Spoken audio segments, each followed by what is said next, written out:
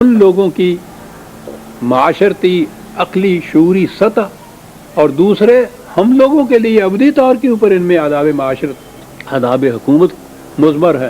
ان احکام کے اندر ہمارے لیے بھی ان کے اندر تعلیم اور سبق آموزی کے سامان موجود ہیں. اس کے بعد ایک بڑی اہم بات ہے، یا ایھا الذین آمنوا ان جاءکم فاسق بنبأ فتبینوا ان تصیبوا قوما بجہالۃ فتصبحوا علی ما فعلتم نادمین. اور میں سمجھتا ہوں کہ یہ تو وہ ایک تلقین کی بات یا تعلیم کی بات ہے. اس کے لیے تو ہمارے ہاں کلاسز قائم ہونی چاہیے تھا. کہا یہ ہے کہ اگر کوئی شخص فساد پھیلانے والا کوئی دوسرا پیٹرن اختیار کیے، فاسق اس کو کہتے ہیں، تم میں سے نہیں، وہ آ کے کوئی خبر پھیلائے، کوئی بات کرے، سرگوشی کی چیز ہو، تو اس بات کو لے کے اڑنا جایا کرو، اس کو اڑانا دیا جائے گا، پھیلانا نہ شروع کر دیا جائے اس بات کو. تحقیق کرو پہلے اس کی کہ وہ صحیح ہے. تحقیق کے بعد اگر اس نتیجے میں پہنچو صحیح ہے. اور میں ابھی عرض کرتا ہوں کہ باقی احکام اس ضمن میں کیا ہیں. آپ نے احساس کیا کہ یہ کتنی اہم چیز ہے.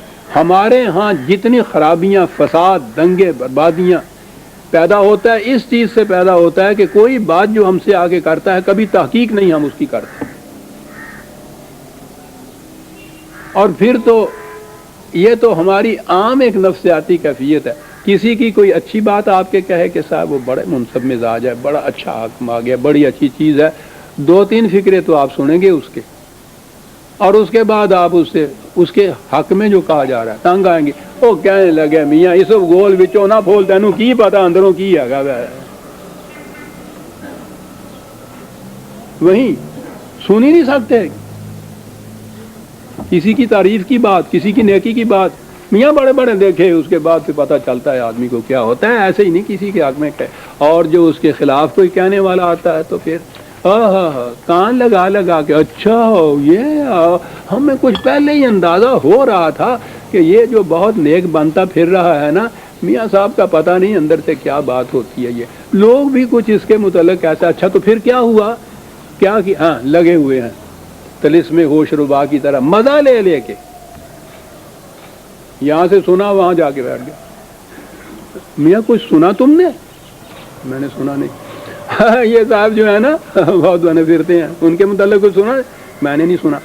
ویسے ہمیں کیا اس سے واسطہ، اس کی گور میں ہم نے جانا ہے، اپنی گور میں جانا. لیکن ایک بات ہے جو آئی ہے جس کے لیے تو میں نے کہا، اور میں بتاتا ہوں، آپ کسی سے ذکر نہ کرنا تم نے اس بات کا، ہمیں کیا اس سے غرض ہے. اور پھر لگے چلے اور شام تک دیکھیے سارے شہر میں ڈنڈورا پٹ جائے گا اور متعین طور پر کوئی نہیں بتا سکے گا کہاں سے بات چلی تھی. اس قسم کے سیاسی حربے تو سیاسی جماعتیں بھی اختیار کرتی ہیں. وسپرنگ کمپین جسے آپ کہتے ہیں، صبح ہوئی وہاں بیٹھے اپنے ہاں اس پارٹی کے دفتر میں، کیوں جی آج پھر کس کی پگڑی اچھلے گی، فلاں کے خلاف ہوگا، بہت اچھا جناب. اور یہ چلے باہر، اور شام تک پھر دیکھیے کہ اس کا حشر کیا غریب کا ہوتا ہے. غور فرمایا آپ نے کتنا اہم ہے یہ جو تعلیم دی جا رہی ہے. قرآن کہتا ہے، بات پہلی تو اس نے یہ کہی تھی کہ جب کوئی فاسق کوئی خبر لائے تو اس کو یوں نہ پھیلایا کرو کہ جہالت کی. پھر وہ آیا بے جہالت، یہ سطح بتائی جا رہی ہے کہ جہالت سے تم اس قسم کی حرکت کر بیٹھو کہ اس سے تمہاری قوم کو نقصان پہنچ جائے، اور پھر تمہیں آخر میں شرمندہ ہونا پڑے، ندامت اٹھانی پڑے کہ یہ کیا ہو گیا، میں نے کیوں کر دیا. صاحب میرا مقصد تو یہ نہیں تھا. اصل میں بڑے بھولے مان کے پھر کہتے ہیں مقصد تو یہ نہیں تھا. مقصد یہ نہیں تھا تو تحقیق کیوں نہیں کر دیا آپ نے؟ عزیزان من، ایک قرآن کریم کا تلقینی حکم جسے کہا جاتے ہیں، وہ اگر ہمارے سامنے ہو، اس قوم کے سامنے ہو، سینکڑوں فتنے مٹ سکتے ہیں اس قوم کے. اور وہ حکم یہ ہے 17/36 17/36 حکم دیا جاتا ہے ولا تقف ما لیس لک بہ علم، جس بات کی خود تحقیق نہ کرو اس کے پیچھے مت چلا کرو۔ کہتا ہوں اتنے کے اوپر ہی اگر یہ قوم کاربند ہو جائے تو آپ دیکھیے 20 فتنے مٹ سکتے ہیں۔ لا تقف ما لیس لک بہ علم ان السمع والبصر والفؤاد کل اولئک کان عنہ مسئولا۔ یاد رکھو، تمہاری نگاہوں سے، تمہارے کانوں سے، تمہارے دل سے پوچھا جائے گا کہ تم نے اس بات کو آگے پہنچانے سے پہلے خود تحقیق کر لیا تھا کہ یہ صحیح ہے۔ مسئول باز پس جس سے ہو، مواخذہ جس سے ہو، جو ذمہ دار قرار پائے۔ تمہاری آنکھیں، کان، زبان، قلم، ہاتھ، عقل، شعور، دل، ہر ایک سے باز پرس ہوگی کہ تم نے اس کے متعلق تحقیق کر لیا تھا۔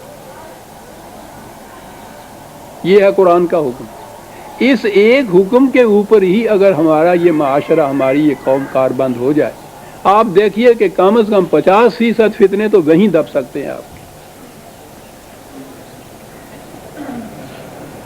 ایسی بات اگر آئے،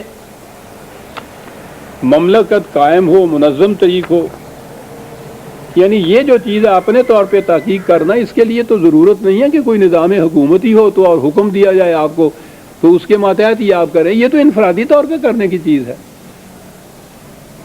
اب آئی نظام حکومت میں کیا کیا جائے؟ 4/83 4/83 وَإِذَا جَاءَهُمْ أَمْرٌ مِّنَ الْأَمْنِ أَوِ الْخَوْفِ أَذَاعُوا بِهِ وَلَوْ رَدُّوهُ إِلَى الرَّسُولِ وَإِلَى أُولِي الْأَمْرِ مِنْهُمْ لَعَلِمَهُ الَّذِينَ يَسْتَنبِطُونَهُ مِنْهُمْ لَوْلَا فَضْلُ اللَّهِ عَلَيْكُمْ وَرَحْمَتُهُ لَاتَّبَعْتُمُ الشَّيْطَانَ إِلَّا قَلِيلًا۔ کہا ان کی کیفیت یہ ہے، ان کی حالت یہ ہے کہ کوئی بات ان تک کوئی پہنچ جائے صحیح کسی طرح سے، وہ اسے پھیلانا شروع کر دیتے ہیں۔ کہا کرنا یہ چاہیے امور مملکت سے متعلق، معاشرے کے متعلق، ملک کے متعلق کرنا یہ چاہیے کہ اس کو یہ رسول اور اولی الامر 2 لفظ آئے ہیں یہاں، اس کی تشریح بھی آپ کو ملے گی اس مضمون میں میرے۔ رسول تو سینٹرل گورنمنٹ یا مرکزی حکومت ہوتی ہے، اولی الامر ہوتے ہیں اس کے ماتحت حکام جو آگے یہ نظم و نسق کا ذمہ داری سنبھالتے ہیں۔ کہا اگر یہ بات آئے کسی تک تو اگر تو وہ مرکز قریب ہے تو وہاں تک پہنچا دے، سینٹرل گورنمنٹ تک پہنچائے، اس کا کوئی حکم ہے۔ اگر ایسا مقام نہیں ہے، دوسری جگہ ہو، تم صوبے میں ہو، کسی جگہ بھی ہو، حکومت کا کوئی نمائندہ ہوگا نا، اس تک بات پہنچاؤ کہ فلاں نے یہ بات کہی ہے۔ کہا انہیں اس کا ملکہ ہوتا ہے یا ان کے پاس یہ اس کا انتظام ہوتا ہے کہ وہ اس کی تحقیق کر کے صحیح نتیجے پر پہنچ جائیں کہ کہاں تک صحیح ہے، کہاں غلط ہے۔ خود نہ پھیلاؤ اس کو۔ ذاتی طور پر تو وہ کہا کہ جب تک خود تحقیق نہ کرو آگے بات نہ کرو۔ اگر امور اجتماعیہ سے اس کا تعلق ہے آپ کے ہاں، کمیونٹی سے کوئی تعلق ہے آپ کے ہاں، مملکت سے، ریاست سے، جماعت سے تعلق ہے، مرکزی حکومت تک پہنچاؤ۔ وہ نہیں ہے تو جو ان کے عمال حکومت ہیں ان تک پہنچاؤ، ان سے کہو کہ وہ تحقیق کریں۔ ان کا فریضہ یہ ہے کہ وہ تحقیق کریں گے اور پھر کسی نتیجے پر پہنچیں گے۔ غور فرمایا آپ نے؟ یہ دوسرا حکم۔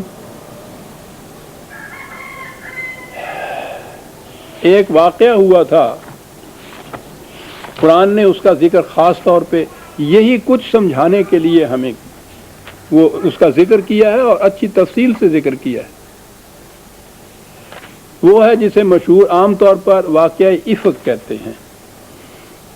کسی ایک باعثمت خاتون کے خلاف کوئی تہمت لگی تھی۔ یاد رکھیے عام طور پہ مشہور یہ ہے کہ جی وہ حضرت عائشہ صدیقہ رضی اللہ تعالیٰ عنہا کے خلاف تھی۔ قرآن میں کہیں یہ متعین نہیں ہے کہ یہ ان کے خلاف تھی۔ قرآن نے ایک واقعہ بیان کیا ہے کہ کسی کے خلاف کچھ تہمت لگی تو اس کے بعد انہوں نے کیا کیا، بغیر تحقیق کرنے سے وہ بات پھیلا دی۔ کہا تمہیں پتہ ہے کہ اس سے کتنا بڑا جرم تم نے کیا ہے؟ اس معصومہ، اس باعصمت خاتون کو کس قدر نقصان تم نے پہنچایا ہے.